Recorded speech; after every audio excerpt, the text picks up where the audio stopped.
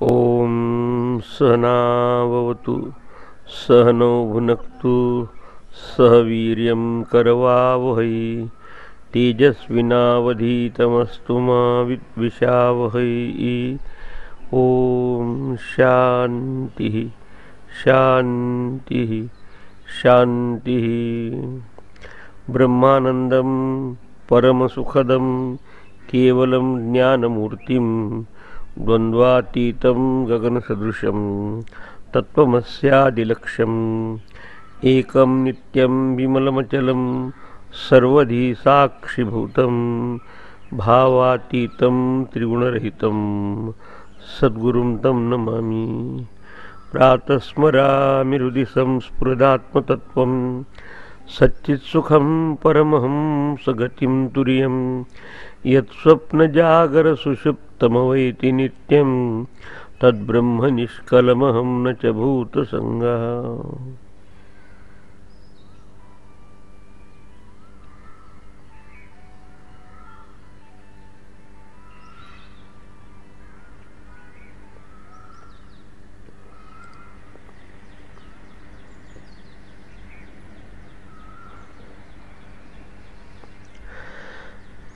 यावेळी आपण चिंतन करणार ईशावास्य उपनिषदाचं।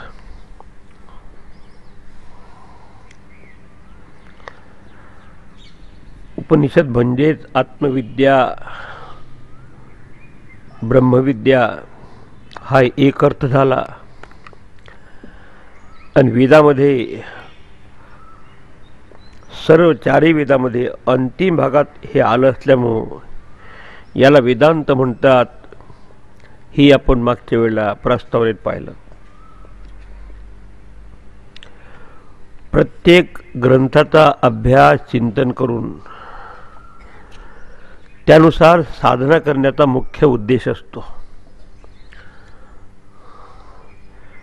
मुख्य उद्देश आहे आपल्या जीवनाचं जे लक्ष्य आहे, जे खरं स्वरूप आहे, जे पूर्णत्व आहे, त्याची प्राप्ती।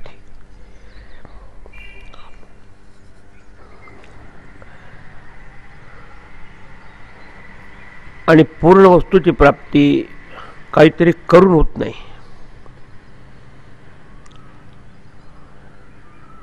पण पूर्ण वस्तू जी नित्य प्राप्त आहे, सतत आहे आपल्याजवळ, म्हणजे जी काही देशांनी कालांनी वस्तूंनी परिच्छिन्न नाही।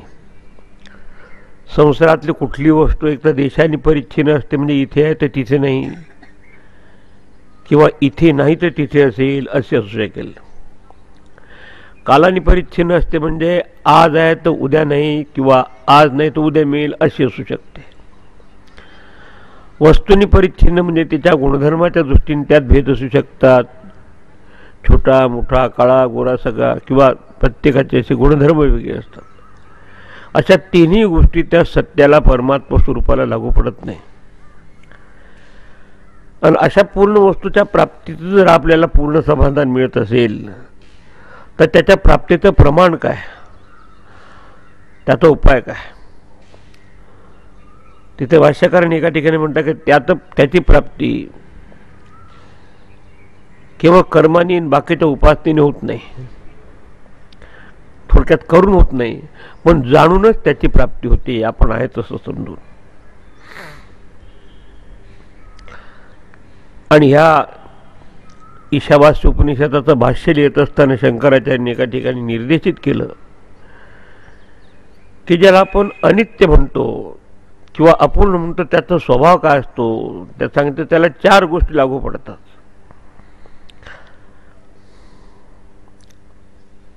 आणि त्याच्या विरुद्ध आहे स्वरूप आपल्या पूर्णत्वाचं।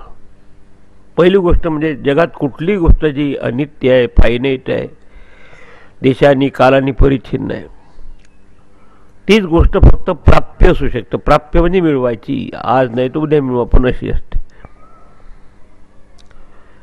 उत्पाद्य असते, तिला आपण मॅन्युफॅक्चर करू शकतो, निर्माण करू शकतो, नसलेली आपण।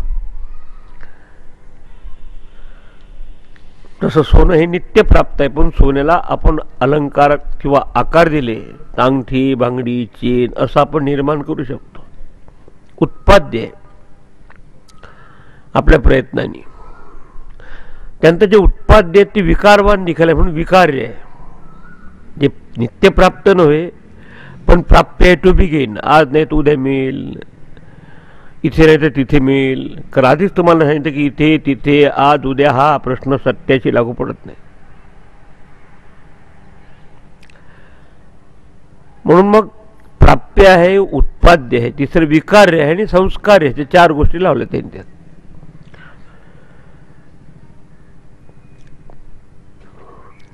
कारण तीच वस्तू प्राप्य होऊ शकते की जे या ठिकाणी नाही तर ती ठिकाणी, ती ठिकाणी आज नाही तर उद्या मिळेल. तसं परमात्मा तत्व नाही, प्राप्य नाही पण तो नित्य प्राप्त आहे, सतत आहे. आत्मा तू सततम प्राप्त.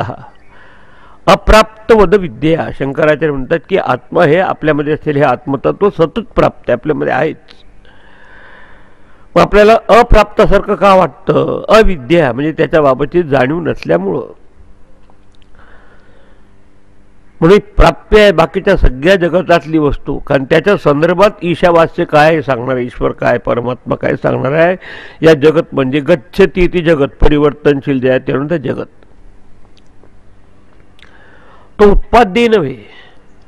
परमात्म्याला आपण निर्माण करू शकत नाही. जितक्या गोष्टी निर्माण झालेल्या असतात त्या विनाशात्मक असतात. जे निर्वाण आहे, जे परिपूर्ण आहे, ते काही निर्मितीचा विषय असू शकत, नॉट सब्जेक्ट टू क्रिएशन. बस. म्हणून उत्पाद्य नाही. बाकीच्या संसारातल्या जगा उत्पत्ती असू शकतील आणि म्हणून विकार्य असते, विकारवान असणार. प्राप्य आहे, उत्पाद्य आहे, विकार्य आणि संस्कार करावं लागतात ते करत असताना. समजा उद्या सोन्याचा आपल्याला जर अलंकार करायचे असेल तर त्याच्यावर अग्नीचे संस्कार करावे लागतात, तापवावं लागतं त्याला. या चारही गोष्टी पूर्ण वस्तूला लागू पडत नाही. तो प्राप्य नव्हे पण नित्य प्राप्त आहे. उत्पाद्य नव्हे कारण तो सतत सत्स्वरूप आहे. अस्तित्व हे त्याचं स्वरूपच आहे. त्याला अस्तित्वाची काही आवश्यकता नाही दुसऱ्या. चित्त म्हणजे ज्ञानस्वरूप असल्यामुळे दुसऱ्या ज्ञानाची त्या ठिकाणी आवश्यकता नाही. आणि आनंद स्वरूप, सच्चिदानंद स्वरूप असल्यामुळे त्याला काही नवीन असं सुखावं करण्याची आवश्यकता नाही. म्हणून तो प्राप्य नव्हे आणि म्हणूनच उत्पाद्यही नव्हे, not subject to manufacture creation, असं निर्मिती होऊ शकत. आणि म्हणून तो विकार्य नाही. की जितकी गोष्ट निर्माण झालेली असते तितकी विकारवान असते.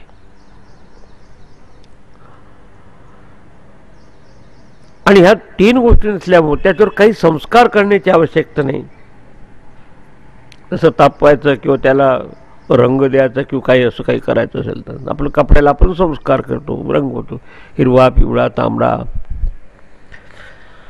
ते चारही गोष्टी लागू पडत नाही. याचं कारण काय आहे की ते नित्य प्राप्त आहे म्हणून. आणि त्यालाच म्हटलंय पूर्ण. तिथूनच आपल्या शांतीपाठाची सुरुवात होणार आहे. पूर्णमदः पूर्णमिदम्. आणि त्यालाच पुढच्या मंत्रामध्ये ईशावास्यमिदं सर्वं, हे ईश्वरमय आहे, परमात्ममय आहे. पण तुम्हाला सापेक्षतेचीच भाषा समजते कार्यकारणाची. आणि म्हणून ऋषीमुनी तुमच्या आमच्या स्तरावर येऊन विषय प्रतिपादन करतात.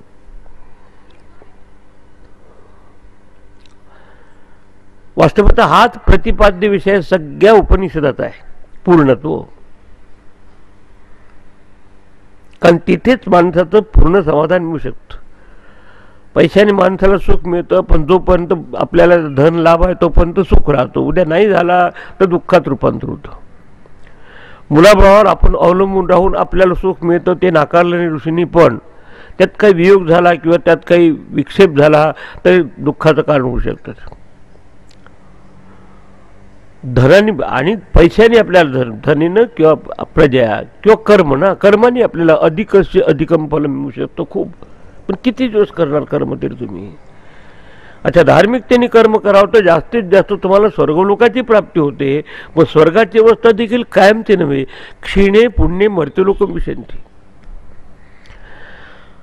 असं ज्या विद्यार्थ्यांनी आपल्या जीवनाचं अवलोकन केलं आणि थोडंसं शास्त्राचं त्याच्यावर किरणमध्ये असं सांगतात, काही 4th क्लास सर्वांची त्यांनी परीक्षा घेतली, इंटरव्ह्यू घेतली आणि डायरेक्ट त्यांनी आपल्या भाषेत त्याला सांगितलं की आपल्या त्या जसं आपण मराठी म्हणतो झाडून टाका, अंधार झाडून टाका त्या खोलीचा. आणि जो प्रथम झाडून टाकेल त्याला आपण मग त्यांना इंटरव्ह्यूमध्ये देऊ. काही नाही, शब्दशः भाषांतर केलं, चांगले झाडू आणून लावलं रात्र. सगळे थकले, पण एकाला त्याची भाषा समजली. इम्प्लाइड मिनिंग त्याचा आंतरिक अर्थ की हे झाडून टाकायचं तर याच्या विरुद्ध काहीतरी गेलं पाहिजे. बाकी ते 12 वाजले तरी ते निघालच नाही अंधार. शेवट एकाने थोडासा तिथे दीप काढला बस आणि दाखवलं. पण हा बरोबर आहे, करेक्ट. तसं हे झाडलोट करून काय होत नाही. बाकीची आवश्यकता आहे, कर्माची आवश्यकता आहे, उपासनेची आवश्यकता आहे. त्याच्याशिवाय साधकाचं अंतःकरण शुद्ध होऊ शकत नाही. आणि म्हणून वेदामध्ये आधीच्या भागात मंत्रसंहिता आणि त्याच्यानंतर उपासनेचा भाग, ब्राह्मण भाग सांगितलेला आहे की तसं केलं तरच साधकाचं अंतःकरण शुद्ध होऊ शकते. ते म्हणतात धर्मपुरुषार्थ. काय करावं काय करू नये ते येणारच आहे. कुर्वन्नी विह कर्माणी दिदी विशेष शतगुण समा. कर्म करतच जगा. 100 वर्ष जगण्याची आयुष्य इच्छा करून जगा. असं काही मरण्याची इच्छा करू नका. निष्क्रिय होऊन काय जगू नका. कधीही मरण्याची अपेक्षा करू नका. कारण आपलं स्वरूप सत आहे म्हणजे जगा खूप दिवस आणि जगू द्या दुसऱ्यांना. चित्त म्हणजे ज्ञान स्वरूप असल्यामुळे तुम्ही ज्ञान संपादन करा, दुसऱ्यांनाही ज्ञान द्या. सुख आनंद स्वरूप असल्यामुळे तुम्ही सुखी राहा, दुसऱ्याला सुखी ठेवा. आजकाल उलट झालंय. जगा आणि जगू द्याच्याऐवजी मारा आणि मरा. काय खोटं आहे का? ज्ञान आपलं मिळून दुसऱ्याला देण्याच्याऐवजी दुसऱ्याला बुद्ध बनावा आणि आपणही बना. हे सगळं उलट चाललंय. याचा कारण हे अविद्येचे परिणाम आहे. आणि आपण सुखी होऊन दुसऱ्याला सुखी करण्याच्या दुसऱ्याला दुःखी करा आणि आपणही दुःखी व्हा. असं का होतं? अपुरीचं प्रतिमा. याचा अर्थ आहे त्याची वस्तूची आपल्याला जाणीव नाही बस. आणि म्हणून अविद्येचं निराकरण विद्येनेच होऊ शकतं. तसं अंधकाराचं निराकरण प्रकाशानेच होऊ शकतं. दुसरा काहीही किती आयुष्यावर उपाय केला तो उपाय त्याचा उपयोग बस. मग सगळ्या साधनेचं परिवसान शेवट ह्या आत्मविद्येत झालं पाहिजे, आत्मज्ञानात झालं पाहिजे. आणि म्हणून आत्मज्ञानाची तिथे ज्ञानाची व्याख्या समर्थाने केली की ऐक ज्ञानाचे लक्षण. ज्ञान म्हणजे आत्मज्ञान. पाहावे आपणाशी आपण ह्या नाव ज्ञान. पाहावे म्हणजे जाणावे आपणाशी. पाहावे म्हणजे असं नव्हे, पण ते जाणण्यासाठी काहीतरी प्रमाण आवश्यक आहे. प्रमाकरणम प्रमाणम. प्रमा म्हणजे ज्ञान, त्याचं जे योग्य साधन आहे. Proper and adequate means to realise that truth. ते सत्य प्राप्त करण्यासाठी ते आहे उपनिषद. आणि म्हणून याचा अभ्यास या ठिकाणी सांगितला आहे. त्यांनी साधकांनी आपलं अंतःकरण शुद्ध शांत केलेलं आहे. त्याला बाकी तसं व्हायक्रियस नॉलेज देखील आहे, बाहेरचं ज्ञान. पण अजून ज्याला त्याची दृष्टी प्राप्त झाली नाही तर त्यांनी तद विज्ञानार्थ म्हणजे ज्ञानार्थम तर झालं, पण त्याचं विज्ञान म्हणजे रिअलायझेशन किंवा साक्षात्कार होण्याच्या दृष्टीने गुरुजनांपासून हे ज्ञान संपादन करावं. आणि अशात म्हणून अशा उपनिषदात संवाद आपला गुरु आणि शिष्याचा आपल्याला दिसतो. कधी प्रगट आहे आणि कधी अप्रगट रूपाने आहे. आणि ह्या ईशावास्य उपनिषदात तर 18 मंत्र. आता हे उपनिषद आहे कुठलं? हे शुक्ल यजुर्वेद काण्व शाखीय संहितेचा 40वा अध्याय हा उपनिषद, ईशावास्य उपनिषद. शेवटच्या भागात विशेषतः हे आर्य समाजाचे लोक आहेत, ते आपल्याला सगुण उपासना वगैरे मानत नाही, पण ते देखील अग्नीची उपासना करतात. वेदांताला एवढं मानत नाही, कर्मकांडाला भरपूर हे करतात, पण ते देखील आपल्या याच्यात ईशावास्य उपनिषदातले शेवटचे जे मंत्र आहे, अग्नीने सुपता राय अस्मान विश्वानी देव वैन आणि विद्वान वगैरे, ती वापरतात. पण हे मंत्रसंहिता असल्यामुळे त्यात ज्ञान आणि उपासनेच्या दृष्टीने देखील हा उपयोगाचा भाग असल्यामुळं हे फार महत्त्वाचं झालं आहे. आणि आपल्या ज्ञानाच्या परंपरेच्या अनुसार हे पहिलं उपनिषद सांगितलं आहे. ईश केन कठ प्रश्न मुंडक मांडुक्य ऐतिर्य तैतिर्य बृहदारण्यक छांदोग्य आणि शेवट श्वेताश्वेतरसे. त्याच्यावर भाष्यकारांनी भाष्य लिहिले आहे. आणि म्हणून मुख्य उपनिषदापैकी हे महत्त्वाचं उपनिषद आहे, हे ईशावास्य उपनिषद. आता सांगितल्याप्रमाणे 3 ची साधनं आपण करू शकतो. कोणती?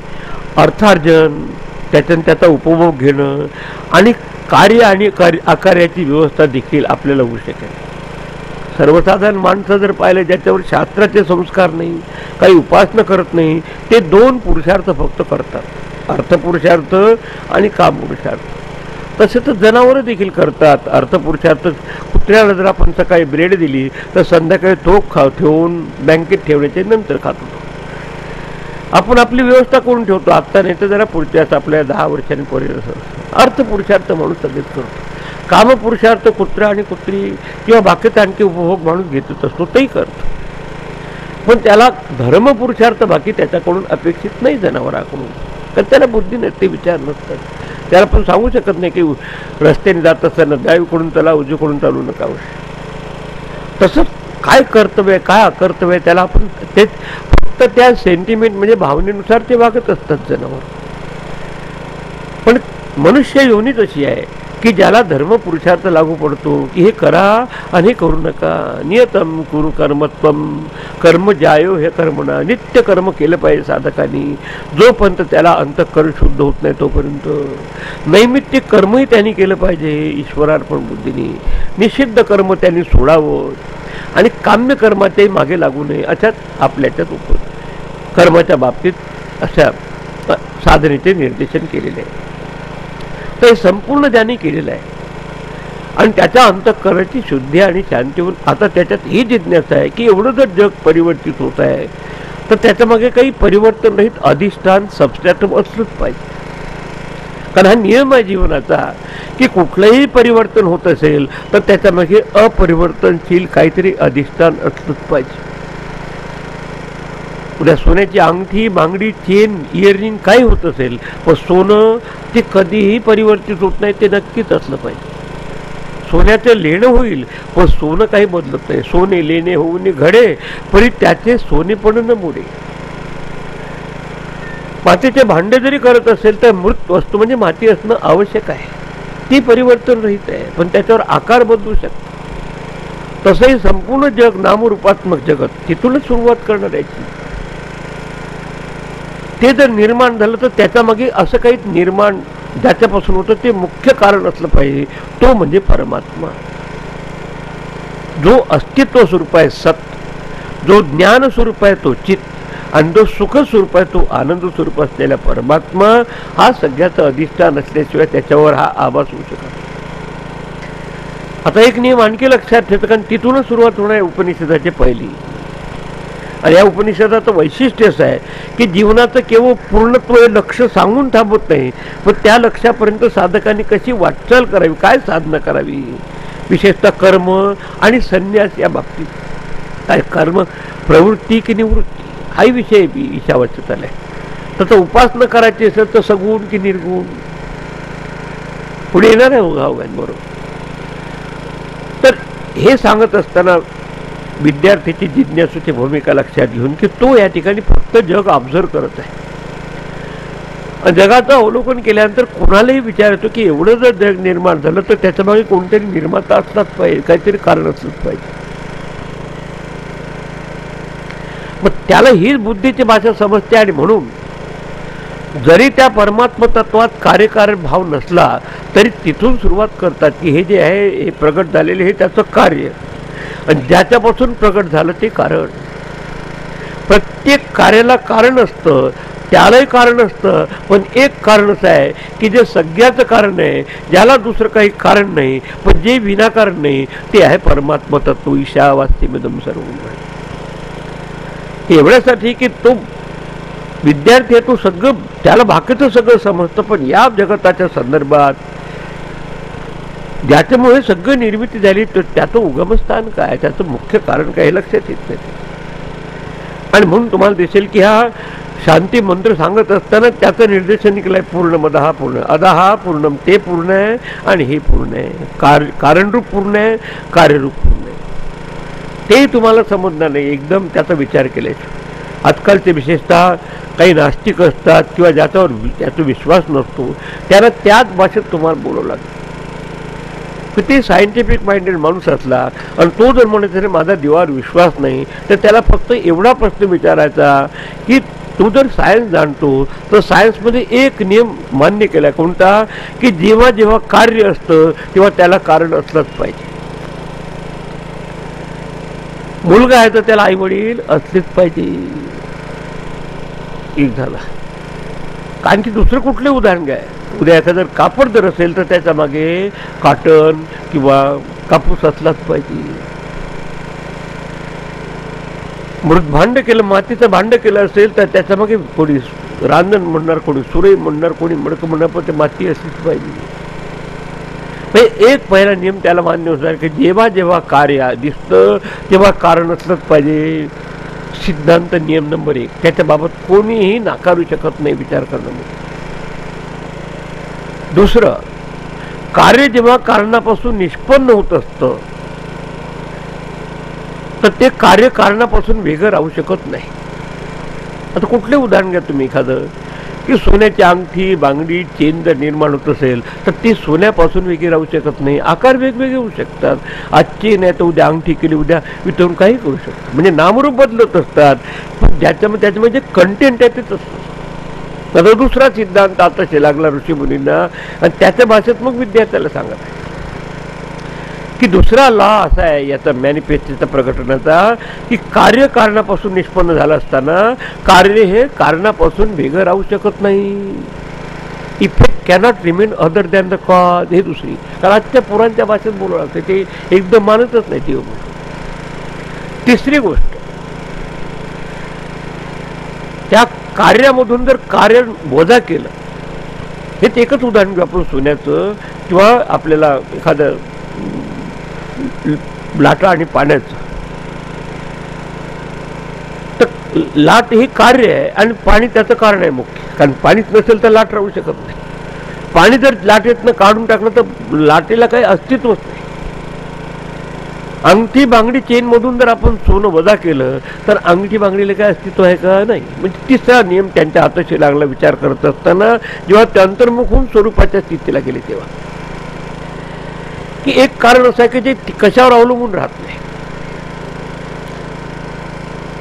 तर तिसरी गोष्ट, कारण जेव्हा कार्यातून वजा केलं तेव्हा कार्याला काही अस्तित्व राहत नाही. Wien the cause is removed from the effect, effect is zero, nothing. आणि म्हणून शेवट निष्कर्ष त्यांनी काढला 3 टिंब देऊन की प्रत्येक कार्यामध्ये कारण हे अनुस्यूत आहे. जितके काही अंगठी बांगडी चेन त्याच्यात सोनं हे सगळ्यामध्ये तसं आता हे सोन्यासारखा परमात्मा की त्याच्यापासून जर परमात्मा ब्रह्म प्लस माया इज इक्वल टू ईश्वर आणि ईश्वरापासून सगळी सृष्टी निर्माण झाली. आता तीच 3 प्रकारची कारण शरीराशी एकरूप होऊन तो झाला ईश्वर, सूक्ष्म शरीराशी एकरूप होऊन सगळ्याच्या मनाने बुद्धीशी तो झाला निर्माता ब्रह्मदेव. तसं आपण एका मनाने एकाचा प्रपंच उभा करतो तसा समष्टी प्रपंच समष्टी मनाने होईल. तसं एकाच्या मनाच्या मागे एकाच्या वासना किंवा एकाचे संस्कार कारणीभूत कारण शरीर, तसं समष्टी मनाच्या मागे समष्टी कारण शरीर कारणीभूत. तर तिथून ते स्टेप आणली की पहिल्यांदा ब्रह्म शुद्धच होतं, शुद्ध ब्रह्म प्लस माया. आता ह्या मायाला काही सांगता येत नाही काय प्रकार आहे. एकच आहे अव्यक्त शक्ती, अनमॅनिफेस्ट पॉवर, त्याचे तो एकरूप होतो, त्या म्हणतात ईश्वर. हा तिथून थोडा पुढे खाली येतो. तसं आपण पहिल्यांदा कुठली घर बांधायचं असेल तर एकदम आपण घर बांधत नाही. प्रथम आपल्या संस्काराच्या अनुरूप त्या आर्किटेक्टला आयडिया देतो की बघ 2 खोल्या, 1 मास्टर रूम आणि 1 अटॅच बाथरूम आणि बाकीच्या 2 रूम त्याच्या साध्या. पहिल्यांदा तुम्ही आयडिया असते पण कशानुसार आणि त्यात मग तुमचे संस्कार असेल त्याप्रमाणे तुम्ही ठरवता. मग त्याला बार अटॅच करायचा की टेम्पल अटॅच करायचा ते तुम्ही पाहिजे. त्या आर्किटेक्टचा सवाल नाही. आणि मग त्याला तुम्ही फक्त म्हणजे सुरुवातच होते आपली कुठे निर्मितीची. तसंच आता हे संपूर्ण आर्किटेक्चरपासून निर्माण झाले सगळे जगत आहे, पूर्ण गुण आहे. आणि मग तो आपला तुमच्या आयडियाज घेऊन मग त्याप्रमाणे आर्किटेक्ट तुम्हाला नकाशा देतो. तर ते कसे होतात, जसे आपले संस्कार असतात तसं आपण प्लॅन करतो आपल्या घराचं. तसं समस्त संपूर्ण जग जर निर्माण होत असेल तर तुमच्या आमच्या सगळ्यांच्या वासना पुट टुगेदर त्यानंतर समष्टी कारण शरीराभिमानी आत्मा ईश्वर हा उच्चते, त्याला ईश्वर म्हणतात. ब्रह्म प्लस समष्टी कारण शरीर आत्मा त्याला म्हणतात ईश्वर. त्याच्यानंतर आपल्या याच्यात संकल्पना उठते की आता हे काय करायचं, तर कसं घर बांधायचं, तसं आपण आपल्याला मग लगेच आत दिसायला लागते की असं असं ह्याप्रमाणे केलं पाहिजे. तर ते दुसरी स्टेप त्याची समष्टी मनाची जेव्हा ते चैतन्य एकरूप होतं त्याला म्हणतात हिरण्यगर्भ हा क्रिएटर निर्माता ब्रह्मदेव. आणि ब्रह्मदेवाची कन्सेप्ट तेव्हा क्लिअर होईल की जेव्हा आपण कसं जग निर्माण करतो, माझ्या मनाने माझा प्रपंच उभा करतो, यांच्या मनाने यांचा, यांच्या मनाने यांचा. आता सगळा प्रपंच जर उभा व्हायचा असेल, निर्माण व्हायचा असेल तर समष्टी मन आहे. समष्टी मनाचं दुसरं शरीर सांगितलं आहे सूक्ष्म शरीर. समष्टी सूक्ष्म शरीराभिमानी आत्मा हिरण्यगर्भ हा उच्च, त्याला म्हणतात हिरण्यगर्भ क्रिएटर. मग कसं आपण खाली येत असतं निर्मिती. आणि मग तोच जेव्हा स्थूल रूपाने प्रकट होतो. आपण पहिल्यांदा कुठलेही बोलत असताना, काम करत असताना त्या आयडिया विचार रूपाने असतात. विचाराचं जेव्हा आपण प्रकटन करतो ते आपले शब्द उमटतात की त्याचं आपली कृती होते बाहेर. तर त्याचं जेव्हा स्थूलीकरण होतं समष्टी स्तरावर त्याला म्हणतात विराट उच्चते. अशा त्याने परमात्मा शुद्ध ब्रह्म प्लस माय इज इक्वल टू ईश्वर हा. आणि मग त्वमेव केवलम करताशी धरताशी हरताशी म्हणतो तो झाला आता करता धरता आता ईश्वर. आणि त्याच्यापासून निर्माण झालं समष्टी मनाशी एकरूप झालेलं चैतन्य म्हणजे हिरण्यगर्भ अवस्था. आणि ते जेव्हा सगळ्या नामरूपाशी एकरूप होत असतं प्रत्येकाच्या बासनीच्या नुसार. पण काही पशु आहे, काही पक्षी आहे, काही धर्तीवर असलेले झाडं आहेत, माणसं आहेत, ते सगळे अंडज जारज श्वेदज उद्भिज. अंड्यापासून निर्माण झालेले पक्षी अंडज, अंड्यापासून ज म्हणजे निर्माण झाले. उद्भिज धरतीपासून निर्माण झालेले झाडं. श्वेदज घामापासून निर्माण झालेले काही काही मॉस्किटो किंवा काय जे असतील उवा वगैरे त्या सगळे. आणि जारज आईच्या उदरातून निघालेले असे माणसं आणि जनावर. आणि वर दिव जे म्हणतात किंवा स्वर्गातून निष्पन्न झालेले देव ते आपापल्या वास्तूनुसार होत असतात. आणि मग प्रगट झाल्यानंतर त्याला म्हणतात विराट रूप. So cosmic form of the Lord असं सांगतो. आता हे होत असताना प्रश्न आहे की बाकीच्या निर्मितीत यात काय कुठे फरक आहे. एवढा एक बेसिक विचार असला पाहिजे. पुढचे जर मंत्र आतून समजायचे असेल तर, नाही तर काही नुसतं लक्षात येत नाही ते पूर्ण आहे हे पूर्ण आहे कोणी सांगू शकतं. आता बाकीचं कुठेही निर्मिती होत असताना तुम्ही बघा, उद्या दुधापासून जर दही व्हायचं असेल तर दूध फाटतं, त्याचा नाश होतो. बीजापासून जर धार निष्पन्न व्हायचं असेल तर बीजाचा नाश होतो. तसा परमात्मा तर अविनाशी सांगितला आहे, इन्फिनिट आहे, इटर्नल आहे, तो कधीही परिवर्तनशील होत नाही आणि तो तसाच आहे. पण त्याच्यावर हा आभास दिसतोय तर मग त्याला परिणामवाद ज्याला म्हणतात तो लागू पडत नाही. जसं दुधाचं दही होतं तसं तुम्ही जर म्हटलं की त्या परमात्मा आणि मायेपासून जर जग निर्माण झालं तर परमात्मा देखील नाश पावतो, तर परमात्म्याला अविनाशी म्हणता येणार नाही, इन्फिनिट म्हणता येणार नाही. म्हणजे गणितात देखील इन्फिनिटची व्याख्या तशी केली की त्यात कितीही अधिक करा ते इन्फिनिट राहत आणि कितीही वजा करा ते अनंत तसंच राहत. हा परमात्मा तो तसा आहे. म्हणून त्या ठिकाणी असं म्हणता येणार नाही की दुधाचं दही होतं त्याच्याप्रमाणे परमेश्वरापासून जग निर्माण तर जग हा त्याचा परिणामही नाही. आता त्याला कोणी तो कुंभार असतो तो आरंभवाद करतो. घट निर्माण करत असताना त्याचे 3 कारण वेगळे असतात. एक तो घट निर्माण करणारा तो कुंभार तो निमित्त कारण म्हणतात. त्यांनी वापरलेलं उपादान कारण म्हणजे मटेरियल वापरलं ते म्हणजे माती. आणि तो स्वतः त्याच्यावर काही चाकावर आकार देतो इन्स्ट्रुमेंट. त्याच्यापेक्षा आता 2 मुख्य कारणं घ्या. एक एफिशियंट कॉज आणि मटेरियल कॉज म्हणजे निमित्त कारण. तो कुंभार जो आयडियाने बरोबर निर्माण करतो किती साहित्य करायचे, कोणते रंग द्यायचे वगैरे वगैरे. आणि त्याने वापरलेली ही माती. आता हे 2 कारणं वेगळे असतात त्याच्या निर्मितीत. पण ईश्वरापासून जेव्हा जग निर्माण होते ईश्वराची शक्ती माया ही त्याच्यापासून अभिन्न असते. तसं अग्नी आणि अग्नीची उष्णता कशी आहे त्याच्यापासून अभिन्न आहे. साखर आणि साखरेची गोडी ही कशी आहे ती एकरूप आहे. तशी परमात्मा परमात्म्यापासून निर्माण करण्याची शक्ती ही अभिन्न आहे आणि त्याच्यापासून जगाची निर्मिती होती. आता प्रश्न हा उभा होतो की असं सगळं होत असताना त्या ईश्वरामध्ये परमात्मामध्ये परिवर्तन होतं का. तोच जर स्वतः परिवर्तित झाला तर मग म्हणावं लागतं इन्फिनिट बिकम द फायनाईट, पण दॅट इज नॉट टेनेबल, किंवा जे अनंत आहे ते अंतवान होतं असं म्हटलं तर विरोधाभास होईल. आणि म्हणून ह्या आपल्या शंकराचार्यांनी एक सांगितलं विवर्तवाद. विवर्तवाद म्हणजे हे जे जग आहे हे केवळ त्याच्यावर विवर्त म्हणजे मूळ वस्तूमध्ये परिवर्तन न होताना त्याच्यावर दिसणारा हा आभास आहे. बस स्वस्वरूप अपरित्यागेन रूपांतरम. आणि त्यासाठी नेहमी उदाहरण दिलं असतं, तुम्ही ऐकणार त्यात की दोरावर जसा साप दिसतो त्याप्रमाणे.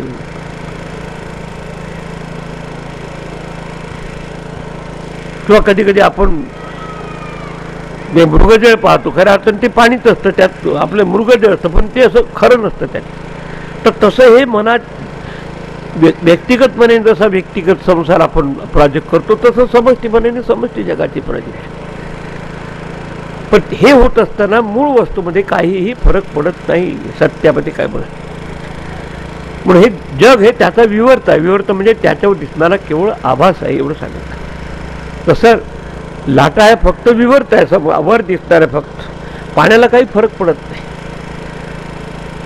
मग आता म्हणून हा एक विचार लक्षात ठेवून आता पुढे सांगितलं की हे सगळं जग निर्माण झालं, विद्यार्थी अवलोकन करून आलेलं आहे. तर त्याला समजा या दृष्टीने मग आता जरी कार्यकारणता त्या ठिकाणी नसले तरी त्या ठिकाणी तीच भाषा बुद्धीची भाषा असल्यामुळे त्या भाषेत ते सांगतात. त्यासाठी आपल्या उपनिषदात उदाहरण दिलं आहे, त्या मुंडक उपनिषद येणार आहे. मग हे निर्मिती कशी करतात, हे दोन्ही कारणं अभिन्न आहे असं सांगतात. कोणतं, जो निर्माण करणारा जो ईश्वर परमात्मा आहे आणि त्याची असलेली मायाशक्तीने झालेलं जगत त्याच्यापासून वेगळं नाही, ते तोच त्या रूपाने प्रगट झालेला आहे असं म्हटलं आहे. पण ते होत असताना त्यात काहीही विकार झालेले नाही. स्वस्वरूप अपरित्यागेन म्हणजे स्वस्वरूपाचा त्याग न करता रूपांतर म्हणजे त्याच्यावर रूप दिसतं. आणि हे उदाहरण तुम्हाला देखील आपल्या अनुभवाच्या दृष्टीने पटण्यासारखं आहे. जे आपण एखाद्या मंद अंधकारात एखाद्या वस्तूकडे बघावं तर आपल्याला वाटतं की तिथे असते वस्तू एकच, पण आपल्याला वाटू शकतो तो साप आहे म्हणून. असताना एखाद्याच काहीतरी ट्यूब ठेवलेला असेल, त्याला थोडासा बाळबीड वायर असेल, तो आपल्याला इतका खरा वाटतो की तो साप असेल. पण जेव्हा त्याच्यावर आपण टार्च लावून बघावं तर लक्षात येतं की हे साप नसून दोरच होता. म्हणून संत दोरीच्या सापा भेऊनी भवा भेटी नाही जीवा शिवा. जीव आणि शिवाचं भेद देखील या सत्यवस्तूचं दर्शन नसल्यामुळे. पण टॉर्च लावून बघितल्यानंतर लक्षात येते की भ्रांती काले अपी म्हणजे भ्रांतीच्या वेळेस देखील तो दोरच होता, भ्रांती होण्याच्या आधी देखील तो दोरच आहे. आणि उद्या आपल्याला टॉर्च लावून बघितलं तरी तो दूर आहे. आणि त्याला म्हणून सत्य असं आहे की जे तिन्ही काळामध्ये अबाधित असतं, जे होतं आहे आणि राहील, त्याच्यात काहीही परिवर्तन होत नाही, पण परिवर्तन झाल्यासारखं दिसतं. हे केवळ माया, याला म्हणतात माया शब्द आपण. आणि म्हणून इथेच असताना एका खूप दिवसाच्या आधीची गोष्ट आहे, कोणीतरी मला शंकराचार्याचं तत्त्वज्ञान शिकवत असताना म्हणजे स्वामीजी सगळं ठीक आहे पण मला हे माया शब्दाने सांगितलं. आता आम्ही कधी तोपर्यंत विचार केला नाही. आणि आता आमचे गुरुदेव देखील म्हणायचे 12 वर्ष गुरुपाशी राहिले म्हणून शेवट प्रश्न मी विचारला हे माया म्हणजे काय, वाढ माया. आणि मग शंकराचार्य म्हणतात की माया अनिर्वचनीय आहे, त्याचं काही सांगता येत नाही पण गडबड करते. या मा सा माया, जी नाही मा म्हणजे नाही तरी पण ती गडबड करते. सांगा ना, साप होता दुरावर पण का बरं दिसला तुम्हाला? अज्ञानामुळं. माझ्या बुद्धीवर झाकण आलं अंधकाराचं, म्हणून तिथे दोरीला दोरी जाणण्याच्यावर मी त्याला साप म्हणतो. पण त्या दोरीत काही परिवर्तन झालं का? नाही झालं. तसं हे ईश्वरापासून. मग आता त्याला उदाहरण देऊन सांगावं लागलं आणि त्याला पटलं ते. आता माहीत नाही, खूप दिवस झाले, 20 वर्ष तरी झाले. एक शोध लागला उदाहरणाचा. कोणता? की म्हटलं गणित, बीजगणितामध्ये आपण नाही एक्स घेतो, क्ष कुठपर्यंत वापरायचा असतो तो क्ष, जोपर्यंत गणित संपणे सुटत नाही, सुटल्यानंतर क्ष संपतो. तसं पाहिलं तर परमात्मा आपण ऐकलेला अज म्हणजे न जन्मलेला आहे. प्रत्यक्षात कसं दिसतं आपल्याला? ज म्हणजे जन्माला आलेलं, अंडज, जारज, उद्बीज. हे झालं एक त्याचं. दुसरं, परमात्मा चित स्वरूप म्हणजे ज्ञान स्वरूप आहे, पण प्रत्यक्षात आपण काय अनुभवतो? अज्ञान आणि गैरसमज. मिसअंडरस्टँडिंग आणि इग्नरन्स झालं ते. का बरं? याचा अर्थ आहे वस्तू त्या वस्तूचं ज्ञान नाही म्हणून. तिसरं, प्रत्यक्ष ते आपलं सुख स्वरूप आहे, आनंद स्वरूप आहे, पण आपण अनुभवतो काय? कधी दुःख, कधी सुख, कधी दुःख. मग याचं कारण ऋषीमुनी सांगितलं, याचं कारण आहे अविद्या. अविद्येमुळे दिसतो. म्हणून आत्मा तू सततम प्राप्त, आत्मा नित्य प्राप्त आहे, पण अप्राप्तवद अविद्या, जणू काही मिळालं नाही असं अविद्येमुळे वाढत असते. आणि त्याच्यामुळे दिसणारा हा प्रपंचाचा पसारा आहे. त्याचा संबंध कसा आहे? ते अभिन्न आहे परमात्म्यापासून. त्यासाठी दुसरं उदाहरण देतात की जसे तो स्पायडर असतो, कोळी म्हणतात आपण मराठी, तो आपल्या शरीरातूनच धागा निर्माण करत असतो आणि त्या धागाची नेट तयार करून तिथे राहतो. यथा ऊर्ण नाभी सृजते गृह्णते, तो निर्माण करतो आणि परत आपल्यामध्ये ते विलीन करून घेतो. तो मध्ये थोडा स्थिती. तर त्याप्रमाणे ही परमेश्वरापासून सगळी बाहेरी उत्पत्ती स्थिती लय होत असताना हे जगत परमेश्वरापासून वेगळं नाही, त्याच्यावर फक्त हा एक आभास आहे असं सांगण्यात आले. म्हणून विवर्तवाद हा त्या ठिकाणी समजण्यासारखा आहे की म्हणजे मूळ वस्तूमध्ये रूपांतर न होता त्यात अज्ञानामुळं आपल्याला रूपांतर दिसतं. आणि म्हणून मूळ वस्तूचे आपल्याला दृष्टिकोन, मग जर जगातात वावरायचं असेल तर आपल्याला मूळ वस्तूचं ज्ञान करून घेणं हेच आवश्यक आहे. आणि परत मुख्य मुद्द्यावर यायचं म्हणजे परमात्मा प्राप्य नव्हे, उत्पाद्य नव्हे, विकार्य नव्हे आणि संस्कार्य नव्हे. तो नित्य प्राप्त आहे, नित्य सत्स्वरूप आहे, चित स्वरूप आहे, आनंद स्वरूप आहे. आणि असं जर आपल्या जवळसून आपल्याला जर माहीत नसेल तर त्याच्यासाठी प्रमाण म्हणजे उपनिषदाचं ज्ञान, आत्मस्वरूपाचं ज्ञान हाच त्याचं प्रमाण. अशी ज्याची खात्री झाली आणि ज्याला हे समजलं आहे की तद येथे हे कर्मचितो लोक हा क्षीयते तथा अमूत्र पुण्यचितो लोकोपी क्षीयते. तसे ते कर्माने कितीही प्राप्त झालेलं जे फळ आहे ते आज आहे आणि उद्या नाही, ते अनित्य आहे. तसं खूपच पुण्यकर्म करून स्वर्गात जरी गेलं तर तेही पुण्यकर्माने प्राप्त झालेले लोक देखील क्षीयते म्हणजे तेही संपणार आहे. पण असं काय आहे की ज्याच्या प्राप्तीत आपण कधीही त्याला काय म्हणतात वंचित होत नाही पूर्णत्वापासून, तर ती वस्तू काय तर ते जाणण्याच्या दृष्टी विद्यार्थी आलेला आहे. आणि म्हणून या ठिकाणी ईशावास्य उपनिषदाची सुरुवातही तशा शांतिपाठापासून केली आहे. बाकीचे शांतिपाठ आहे प्रत्येक उपनिषदाला, पण यातलं शांतिपाठाचं वैशिष्ट्य असं आहे की पूर्ण वस्तूचं निर्देशन करणारा शांतिपाठ, पूर्णमद हा पूर्णमिदम्. त्याही बाबतीत आपण लक्षात ठेवलं पाहिजे की चारी वेदामध्ये ज्या ज्या वेदापैकी उपनिषद असेल त्यांचा शांतिपाठ सुरुवातीला म्हटलं जातं. समजा अथर्वण वेदापैकी असेल तर त्याला म्हणतात भद्रम कर्णे विष्णुयामध्ये वा. तसं साम वेदांतर्गत आहे तसं अनावतू. आता इथे हे यजुर्वेदांतर्गत आहे. शुक्ल यजुर्वेदीय काण्व शाखी हे संहितेतला 40 अध्याय. आणि म्हणून यात पूर्णमद हा पूर्णमिदम् ही शांती प्रार्थना घेतली आहे. या म्हणतात शांतिपाठ. कारण मनाची गुरु आणि शिष्यांची किंवा श्रोत्या आणि वक्त्याची शांती झाल्याशिवाय हा विषय आकलन होण्यासारखा नाही आहे. आणि अशांती येत असते 3 प्रकारच्या कारणांनी. कधी कधी माहीत नसलेल्या परिसरातून सोबत पाऊस पडणं, विजा पडणं, आणि पूर्वीचे लोक तर जंगलात राहत होते, असं काही नाही की आपल्या आत राहत असताना. आणि त्यालाही आजकाल गॅरंटी नाही किंवा भूकंप होईल काय सांगता येत. आणि ते झालं तर आपलं लक्षच राहणार नाही उपनिषदाचा अभ्यास करणार. म्हणून आदिदैविक अशा तापाची शांती होत असते एक शांती वापरणं पुढे येणार. तसं आधी भौतिक ताप होत असतात, बाहेरच्या जगातातून त्रास येतो. कधी कधी निसर्ग छान आहे, बाहेरनं काही त्रास होत नाही, पण आपलं शरीर आपल्याला साथ देत नाही.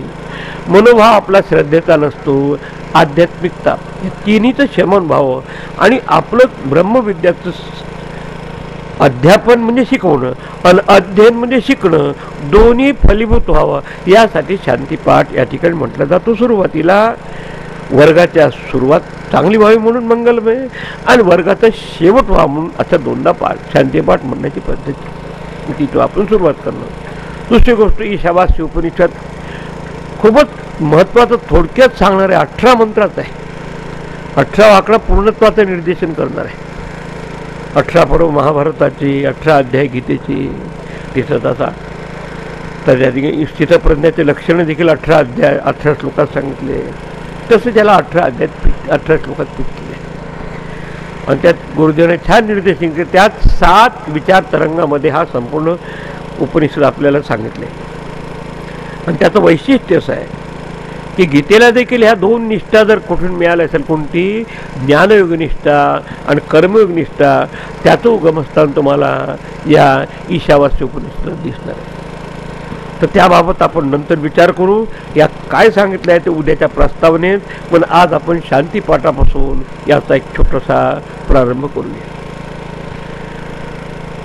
त्यात देखील शब्दशः अर्थ पाहण्यापेक्षा आतला अर्थ खूपच व्यापकतेने गुरुजनांनी आपल्याला स्पष्ट केले. पण आतापर्यंत सांगितलेल्या प्रस्तावनेच्या पार्श्वभूमीत आपल्याला ते लक्षात येण्यासारखं ते आपण नंतर बघू. आता बघा, पहिल्यांदा आपण शांतीपाठ म्हणून त्याचा विचार. ओम पूर्णमदः पूर्णमिदं म्हणा. पूर्णात् पूर्णमुदच्यते पूर्णस्य पूर्णमादाय पूर्णमेवावशिष्यते. सुरुवातच केली आहे मंगलतेपासून. ओंकार स्वरूप परमात्म्याचं स्मरण करून केलं आहे. ओम म्हणजे अवती इति ओम, जो आपलं रक्षण करतो, जो मंगल स्वरूप आहे. प्रत्येक ग्रंथाची सुरुवात एक तर ओंकारापासून होते, नाही तर अथपासून होते. ज्ञानेश्वरी देखील सुरुवात ज्ञानेश्वर माऊली आहे ओम नमोजी आद्या. कारण असं म्हणतात की ब्रह्मदेवापासून जेव्हा सृष्टी निर्माण झाली तेव्हा 2 मंगल स्वरूप शब्द प्रगटले. एक ओंकार आणि दुसरा अथ. ओंकाराथ शब्दाश्च द्वावेथो ब्रह्मणा पुरा कंठम भित्वा मिनिर्यातो तस्मात मांगलिको भो. मंगलतेचं हे प्रतीक आहे. म्हणून सगळे मंगलमय आपलं हे अध्ययन व्हावं आणि अध्यापन व्हावं या दृष्टीने प्रथम ओंकार निर्देशित केलं आहे. आता खूप त्याचा अर्थ आहे, पण एवढं परमेश्वराचं परमात्म्याचं सत्याचं शब्दरूप प्रतीक त्या प्रार्थनेला सुरुवाती घेतल्या जातात. हे ठीक आहे. पुढे म्हटलंय अदहा पूर्णम आणि इदम पूर्ण. अदहा म्हणजे ते, इदम म्हणजे हे. त्याचा आता निर्देशक शब्दात असं की अदहा म्हणजे ते शुद्ध ब्रह्म आहे, जे कारण उपाधी रहित आहे. कारण विद्यार्थ्याला इथे आहे जगतच खरं दिसत आहे. याला म्हणतात इदम जगत. हे या इदम जगताच्या संदर्भात ज्याचा त्याला अजून शोध लागेल त्याला काय म्हणू आपण, ते. तसा पण हा ते आणि हे आपण सापेक्ष, ती भिंत आणि हे टेबल. आता जोपर्यंत मी भिंतीपासून खूप दूर राहतो तेव्हा ते शब्द बरोबर आहे, पण भिंतीच्या जवळ जेव्हा बघतो तर ती भिंत ती ही होईल. हे दोन्ही सर्वनाम जे निर्देशक आहे की जे उपाधिरहित शुद्ध ब्रह्म आहे तेच आता हे इदम म्हणजे नामरूपात्मक जगताच्या रूपात दिसलेले सगळं जगत आहे. तुम्हाला एक मगाशी एक नियम सांगितला की कारणापासून कार्य जेव्हा प्रकट होत असतं तेव्हा कार्य हे कारणापासून वेगळं राहू शकत नाही.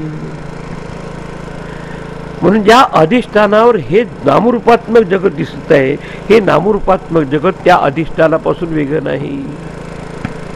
मग तुम्ही सोन्यापासून होणारे अलंकार घ्या किंवा दोरावर दिसणारा साप घ्या, तो दोरापासून काही वेगळा नाही. म्हणून म्हटलं की ते पूर्ण आहे, हे पूर्ण आहे. म्हणजे उपाधिरहित असलेले शुद्ध ब्रह्म, जे मायेच्याही संबंधात नसलेलं, जे कार्य आणि कारणाच्या पलीकडे आहे. त्याला ज्ञानेश्वर माऊली म्हणते त्यात कार्य नाही, कारण नाही, आणि 2 आहे म्हणून एक म्हणायचं, तरी एकही देखील म्हणू शकतो. जे कार्य ना कारण, जया एक ना दुजेपण, एकपणी नाही दुजेपण नाही. पण आपण या जे जाणं पणती जे स्वयं जे जे स्वसंवेद्या त्याची स्वसंवेद्य वस्तू आहे त्याला अदहा शब्द सांगितलं. ते इदम म्हणजे त्याच्यापासून हे दिसणार हे नामरूपात्मक जगत म्हणजे कार्यात्मक असलेला प्रपंच. नामरूप उपाधिकम ब्रह्म पूर्ण ते असं म्हणता येईल की जशा लाटेमध्ये असलेलं पाणी ते, आणि आता ह्या दिसणाऱ्या त्याचा लाटा, त्याचे असलेले तरंग, त्याचे बुडबुडे, त्याचं असलेला फेस हे त्याच्यापासून वेगळं नाही.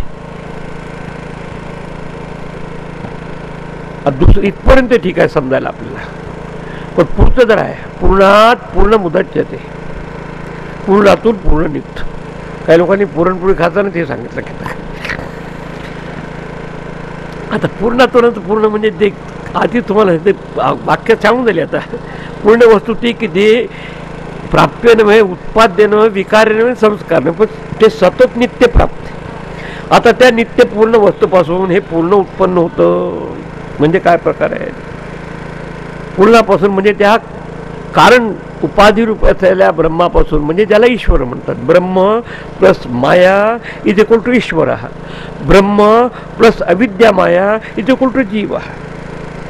जीवाचा कार्यरूप संसार आहे, ईश्वराचा कारणरूप संसार आहे. पण कार्य आणि कारणाच्या मागे अधिष्ठाता नोंद परमात्मा आहे, तो एक आहे. आणि म्हणून आत्ता सांगितलेल्या नियमाप्रमाणे कार्य हे कारणापासून वेगळं राहू शकत नाही. आणि म्हणून ते जे निष्पन्न होतं ते कारणापासून होत असतं, म्हणजे मूळ अधिष्ठानापासून. तो पूर्णात पूर्ण मुदत येते. जसं आपण म्हणतो की दोरीपासून तो साप निर्माण झाला, खऱ्या अर्थाने निर्माण झालेला नाही, आपल्या भ्रांतीमुळे आपल्याला तो वाटत. म्हणून शंकराचार्यांनी 5 घटक सांगितले जगताची व्याख्या करताना, हे तुम्हाला आम्हाला पटण्यासारखे. अस्ति भाती प्रियम रूपम नामचेद अंश पंचकम. 5 अंश. अस्ति म्हणजे सत, भाती म्हणजे चित्त, प्रीती म्हणजे आनंद. तिने म्हणून कोणता शब्द झाला? सच्चिदानंद स्वरूप ब्रह्म परमात्मा. आणि नाम आणि रूप, रूप आणि नाम. आता तुम्ही विचार करून सांगा यात बदलणार काय? रूप आणि नाव बदलणार आहे. म्हणून आद्यत्रयम ब्रह्मरूपम. आद्यत्रयम कोणत्या 3 गोष्टी? सच्चिद आनंद स्वरूप ते ब्रह्म आहे, सत्यम ज्ञानम अनंतम ब्रह्म, आणि जगत रूपम तत्वद्वयम. द्वयम म्हणजे 2 गोष्टी कोणत्या आहे? रूप आणि नाव. हे जगत शब्द येणार आहे, ईशावास्य शब्द, ह्या बदलणार आहेत. आता मग आपल्याला म्हणता येईल की त्याच्यावर आभास का म्हणा किंवा त्याच्यापासून दिसणारं त्याचं प्रकटन म्हणा, ते अधिष्ठानापासून वेगळं नव्हे. आणि म्हणून म्हटलं की पूर्णात पूर्ण मुदत येते, त्या पूर्णापासूनच पूर्ण निष्पन्न होत असतं, निर्माण होत असतं मायेमुळं. खऱ्या अर्थाने ते निर्माण होत नाही, मायेमुळं दिसतं. त्याला म्हणतात विवर्तवाद पाहिलं तर खऱ्या अर्थाने ते खांबत असतो, पण आपल्याला कधी कधी वेताळासारखा दिसतो. मग नंतर कोणीतरी खूप डोळे उघडून सांगावं तर तेव्हा मग लक्षात आहे हे खांब आहे. आता पुढचं बाकी समजत नाही. ते गणित विचार करणाऱ्या माणसाला नक्कीच तो कन्फ्यूज होणार आहे ठिकाणी. पूर्णस्य पूर्ण मादाय म्हणजे पूर्णामधून पूर्ण काढून टाकलं तर पूर्णमेव अवशिष्यते. पूर्णच शिल्लक राहतं. आता जमलं की आपण जर मॅथमॅटिक्सच्या दृष्टीने पाहिलं तर 100तून 100 वजा केले तर काय राहील? 0 आली. पण तेच अशा ठिकाणी थांबावं लागतं जे आपण शब्दशः भाषांतर करून आधीच आपल्याला त्रास वाटतो. उपनिषद म्हणजे मी तुमचं ज्याला झोप येत नसेल गोळ्या न घेऊन त्यांनी याची उपनिषद. पुढे आणखी त्रासदायक मंत्र आहे. पुढे म्हणणार की तद दूरे तो दुवंतिके, ते खूप दूर आहे जवळ. आता काय तद ये जती तद नाही जती, याच्यासारखं दुसरं कन्फ्युजिंग कोणतंच नाही. ऐकल्याशिवाय नाही टाक बरोबर. ते फिरतं ते फिरत नाही. याच्यावर आपल्याला तुमचं टाळकं तरी फिरलं असेल असं वाटतं आपल्याला. काय वाटतं? त्याच्याशी स्टँड पॉईंट लक्षात ठेवलं पाहिजे. मी जर समजा गाडीत बसून जात असेल आणि मी गाडीत चालत असताना मी फिरतो आणि फिरत नाही म्हटलं, तुम्ही मला विचारलं की तुमचं बरोबर आहे की नाही? पण बरोबर आहे. मी ज्या ठिकाणी बसलो त्या दृष्टीने जर माझ्याकडे बघितलं तर मी फिरत नाही, पण त्या उपाधीच्या दृष्टीने पाहिलं तर ते फिरत आहे. आता आपल्याला उपाधीचं जग खरं वाटतं आज, आणि विद्यार्थ्याच्या भाषेत तर बोललं पाहिजे. आणि म्हणून इथे महाराज सांगत आहे पूर्णातून पूर्ण वजा केलं. याचा अर्थ कारणामधून जर कार्य बाजूला काढलं तर कारणच राहते. असं म्हणता येईल की अंगठी बांगडी इयरिंग फिंगरिंग सगळं उद्या बितवून टाकलं तर सुवर्णमेव अवशिष्ट. हे सुवर्ण करायला पटतं. तसंच आपलं दुसरं काय घ्या, सगळ्या लाटा जर वजा केल्या तर म्हणून शब्दशः याचं भाषांतर घेत. कारण मला एकदा फार मोठा प्रसंग उभा झाला माझ्या जीवनात. एका मॅथमॅटिक्सच्या प्रोफेसरने विचारलं, स्वामीजी मी मॅथमॅटिक्सचा प्रोफेसर आहे, मला गणिताच्या भाषेत सांगा. म्हटलं तेवढा विषय माझा फक्त कच्चा होता. फक्त एक जर तुम्हाला सांगितलं तर तुम्हाला इन्सल्ट वाटायला नको, असं छोटंसं उदाहरण देईल. कदाचित तुमच्याकडून होत नसेल तो तुमच्या मुलाला सांगा आणि तुम्ही एन्डोर्स करा. पण ते मॅथमॅटिक्स आणि हे साक्षात्कारचं अनुभवाचं मॅथमॅटिक्स एकदम वेगळं आहे. हे समजेल काय प्रकार गणित. तर म्हणते MSc वाल्या माणसाला जर आपण 3+1 विचारलं तर कसं वाईट वाटेल ना. एखाद्या किंकांच्या समोर लहानच्या मुलाला असं करणार की काय. तर म्हटलं असं आहे कडे उदाहरण. म्हणून तुम्ही काय करा, आधीच सोय करा की तुमच्या मुलाला बाजूला ठेवा. छोट यंग होते ते, 6-7 वर्षाचा मुलगा होता. 7 वर्षाचं मला एवढं माहीत आहे गणित. तर तुम्ही सांगा, तुम्ही फक्त एन्डोर्स करायचं की हे करेक्ट आहे. आम्ही सांगणार की हे बरोबर नाही बस. म्हणून नुसत्या गणितासारखी ह्या भाषा समजायचं ना, ते सांगण्याचे उदाहरण आहे. मग म्हटलं त्याला विचारतो 3+1 म्हणजे किती राहतात रे. म्हणजे 2. तर म्हटलं पाहतो तुमच्यासमोर सांगतात त्या प्रोफेसरने की 3+1 = 1 राहतो.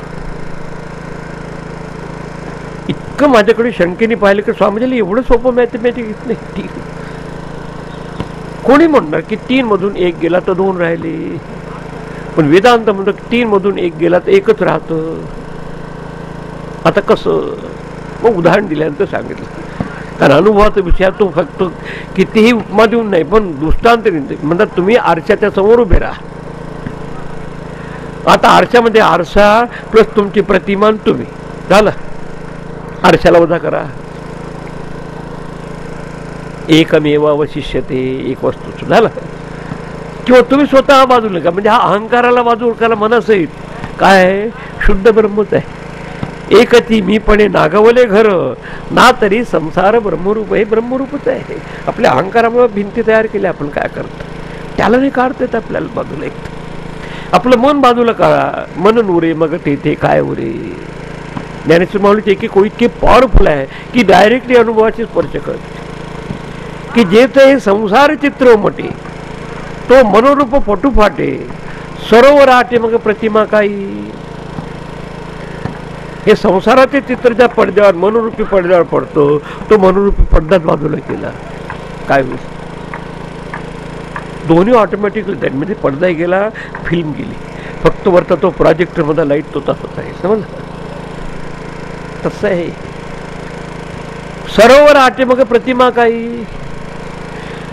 जोपर्यंत त्या डबक्यामध्ये पाणी आहे तोपर्यंत सरोवर म्हटलं. आता त्यात रिफ्लेक्शन दिसतं जीवाचं, आपलं जीवभावाचं. पण जसं पाणी त्यात आटून टाकलं तर काय होईल. पाणी तर जमतंच पण त्याच्याबरोबर प्रतिबिंबही राहतं, प्रतिबिंब. तसंही शुद्ध ब्रह्म तसंच राहतं. हे फक्त याला बाजूला काढायचं आहे.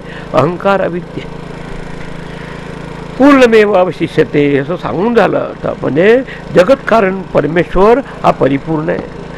इदम माया युक्त असलेला तो परमात्मा झाल्यानंतर तो जरी जगाचं कारण झालं तरी कार्य हे कारणापासून वेगळं असल्यामुळं त्याच्यातून निष्पन्न झालेलं जगत त्याच्यापासूनच निष्पन्न झालं. पण ते त्याच्यापासून वेगळं नाही. पूर्णात पूर्ण उदच्यते ते प्रगट होत असतं, दिसतं. असं म्हणू शकतं की तिथे expression of same divine consciousness त्याच्या येते.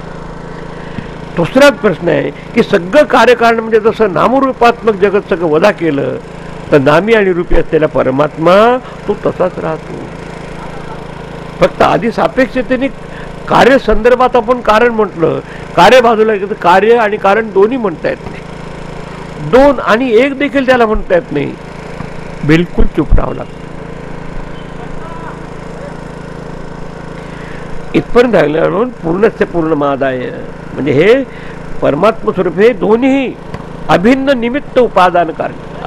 निमित्त तो निर्माण करणारा भगवंत परमात्मा आणि माया ही त्याचं असलेलं मटेरियल कॉज उपादान कारण आणि त्याच्यापासून निष्पन्न झालेलं नामरूपात्मक जगत. ते जर समजा सगळं वजा जरी केलं तरी अधिष्ठानाचा कधीही बाध होत नाही हे सांगायचं. कारण अधिष्ठानापासून हे अध्यस्त जगत कधीही वेगळं राहू शकत नाही. आणि आपण व्यवहारात देखील बघितलं की सगळे नामरूप जरी वजा केले तर जे ओरिजिनल मुद्दा आहे किंवा जो जो पॉईंट आहे तो तसं जातो. आता म्हणून हे अदाहा आणि इदम, अदा म्हणजे ते आणि इदम म्हणजे हे, खऱ्या अर्थाने शुद्ध स्वरूपात अंतर नाही. हे दोन शब्द सापेक्ष सांगतात आपल्या ह्याच्यात रिलेटिव्हिटीमध्ये, की जिथे अंतर आहे तिथे वेळेची कल्पना असते. पहा तुम्ही या शहरात पोहोचल्यानंतर एक असा दगड लागतो की त्याला शून्य म्हटलं आहे. तिथे जर तुम्ही उभे राहिलात तर या शहराचं अंतर किती, काहीच नाही. तिथे तुम्ही पोहोचल्यानंतर शहराचं काही अंतर राहत नाही. इथून दुसरीकडे कुठे जा, इचलकरंजीला जात असताना माइलस्टोन नंबर 1 लागला, तर जिथून पहिल्या शून्याच्या दगडापासून पहिल्या माइलस्टोनपर्यंत अंतर आल्यामुळं अंतर जर आहे तर सापेक्षतेने वेळी आहे. आधीच तुम्हाला सांगितलं ब्रह्मामध्ये दोन्हीही लिमिटेशन मर्यादा नाही, देशाची आणि कालाची नाही. खऱ्या अर्थाने त्याच्यातून काही वधाई करण्यासारखं नाही, काही त्याला अधिक करण्यासारखं आहे तसंच आहे. पण आपल्याला स्वतः या उपाधीशी सतत आपण संलग्न असल्यामुळं पुढे सगळ्या उपाधीचा निराश जरी झाला तरी ते निरुपाधिक ब्रह्म, शुद्ध ब्रह्म त्याचा कधीही निराश होऊ शकत नाही. झोपेमध्ये आपल्या विचाराचा देखील निराश होत असतो, पण आपण झोपेत देखील असतोच. जागृत आणि स्वप्नावस्था ही भावात्मक अवस्था आहे विचारांची. तसं स्वप्नाचे अनुभव मी तुम्हाला सांगू शकतो, काल मी स्वप्नात काय बघितलं वगैरे. जागृतीत मी कोणाला भेटतो तर तेही सांगू शकतो, कारण त्यात मनाचं स्पंदन असतं अविद्येसहित. त्यावेळेस आपल्याला हा प्रकट झालेला प्रपंच हा एक प्रकट व्यक्त. तसं झोपेमध्ये मन नुरे, मग तिथे काय उरे, मन तात्पुरतं राहत नाही, त्या ठिकाणी जगतही राहत नाही, तरी पण तुम्ही असता की नाही मन नसताना देखील आपण असतो. म्हणून त्या सत्तेचा, चित्तेचा आणि आनंदाचा, आनंद स्वरूपाचा कधीही बाध होत नाही त्याच्यावर दिसणार. प्रत्येक गोष्ट पुढे हा 3 शब्द त्यासाठी वापरले आहे. अस्तित्व, ज्ञान आणि सुख हे परमात्माचं स्वरूप आहे. सत्यम, ज्ञानम, अनंतम ब्रह्म, सत, चित आणि आनंद. त्याच्यावरून आता हे संपूर्ण जग जरी निघालं असेल तरी नामरूपात्मक असलेले जगत. आद्यत्रयम ब्रह्मरूपम, आधीचे 3 ब्रह्मरूप आहे आणि जगत रूपम तत्वद्वयम. आता हे संपूर्ण जरी निराश केलं तर पूर्ण एवं अवशिष्यते, अधिष्ठान हे तसंच राहतं, या ठिकाणी स्पष्ट केलेलं आहे. म्हणजे शुद्ध वस्तूमध्ये कधीही परिवर्तन होत नाही. माया आणि मायाचं कार्यवाक्य बदलत असतं, पण त्या ठिकाणी न अज्ञानम नापी तत्कार्यम, तिथे अज्ञाने नाही आणि त्याचं कार्यही नाही. केव्हा त्या शुद्ध दृष्टीने पाहिलं असताना वास्तविक आता वस्तूचं निर्देशन केलं. आणि म्हणून आपण जोपर्यंत दूर असतो तेव्हा ती वस्तू म्हणतो, पण जेव्हा त्या ठिकाणी आपण पोहोचतो तेव्हा ती ही भूमिका सोडून तीही हीच होते. तर अशा तऱ्हेने आता शुद्ध वस्तूचं निर्देशन करून आता पुढच्या ह्याच्यात खूपच छान संदेश आहे. एकाने तर म्हटलं की बाकीचे सगळे मंत्र हरवले तर चालेल, पण ईशावास्याचा हा पहिला मंत्र तर आपण लक्षात ठेवला तर असे हे दृष्टी ठेवून आपली भारतीय संस्कृती कशी जोपासावी, त्यात असलेले तिन्ही जे आत्ताच तुम्हाला सांगितलं की 3 जे सापेक्ष पुरुषार्थ आहे, अर्थ, काम आणि धर्म, आणि त्याच्याबरोबर असलेला मोक्ष पुरुषार्थ, त्याच्याद्वाराच अंतःकरण शुद्ध होऊन ज्ञानानेच मोक्ष म्हणजे पूर्णत्वाची अवस्था त्याला प्राप्त होते. तो या सगळ्याचं निर्देशन या ठिकाणी केलेलं आहे. आज फक्त त्यात आपण 1 मिनिटात बॅकग्राऊंड लक्षात ठेवू की आपल्याला व्यवहारात राहायचं असेल तर अर्थार्जनाची आवश्यकता आहे. सांसारिक वस्तूच्या प्राप्तीचं साधन त्या म्हणतात अर्थपुरुषार्थ. त्याच्यात आपण उद्देश हाच असतो प्रपंचात जगत असताना की आपलं जीवन ऐहिक जीवन सुखी व्हावं. नुसतं आपण वस्तू संग्रह केला पण आपण त्याचा उपभोगच घेतला नाही तर आपल्याला ऐच्छिक सुख देखील मिळू शकणार नाही. आणि म्हणून त्यासाठी दुसरा जो पुरुषार्थ, कामपुरुषार्थ म्हणजे धन, वस्तू, व्यक्ती, परिस्थिती आणि भोग या इच्छापूर्ती करण्यासाठी आपण जे करतो त्याला म्हणतात कामपुरुषार्थ. कधी कामपुरुषार्थ विषयाच्या वासना देखील नव्हतं. तर त्याला देखील आपल्याला पुरुषार्थात त्या ठिकाणी घेतलं, कारण त्याला सापेक्ष सुख मिळेल. तिसरी गोष्ट धर्म पुरुषार्थ, अर्थाची आणि भोगाची शास्त्रानुसार व्यवस्था करणं. काय कर्तव्य आहे, काय अकर्तव्य आहे, काय धर्म आहे, काय अधर्म आहे, याचं तारतम्य ठेवून जे विधी आहे ते पाळावं आणि निषेधात्मक आहे ते टाळावं, असं सांगणारी जी प्रणाली आपल्या याच्यातली ते म्हणतात धर्म पुरुषार्थ. पुढे छान लिहिले आपल्या उपनिषदात. आणि चौथं परिच्छिन्नतामध्ये आपण जे गुंतलेलं आहे, म्हणजे लिमिटेशन, म्हणजे देश काल वस्तू परिच्छिन्न, त्या परिच्छिन्नतेपासून, त्या परिच्छिन्नतेचं कारण आहे अविद्या किंवा ज्ञान. ज्ञानाने त्या परिच्छिन्नतेपासून मुक्त व्हावं, कुठल्याही प्रकारच्या देशाच्या कालाच्या किंवा गुणधर्माच्या मर्यादेतून मुक्त होऊन आपलं शुद्ध स्वरूप जे आनंद स्वरूप आहे त्याची प्राप्ती व्हावी, म्हणून दुःखाची कारणासहित निवृत्ती व्हावी आणि परमसुखाची प्राप्ती व्हावी, त्याला म्हणतात मोक्ष पुरुषार्थ. मोक्ष म्हणजे मेल्यानंतर नाही. लोक आजकाल तरुण पोरे मोक्ष म्हटलं का आत्ताच नको म्हणतात, अजून मला पहिलं 3 दिवसाचं म्हणतात. पण मोक्षाचा अर्थ असं नाही की पोस्टमार्टम लिबरेशन, मेल्यानंतर. म्हणून याच देही आणि याच डोळा, इथे आपल्याला त्या तणाव आणि तणावाचं जे कारण अविद्या आहे त्यातून कसं मुक्त राहता येईल, त्यासाठी अविद्येचं निराकरण विद्येने होऊ शकेल, आत्मविद्याने.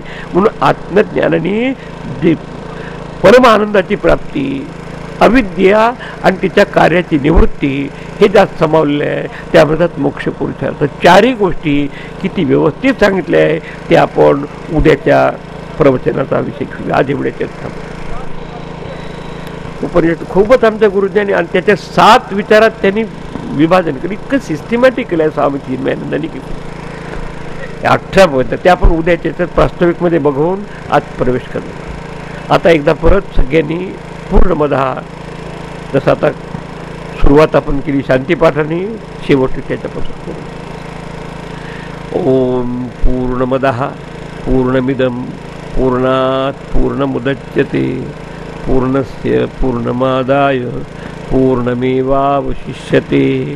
ओम शांतिः शांतिः शांतिः. हरि ओम. श्री गुरुभ्यो नमः. हरि ओम.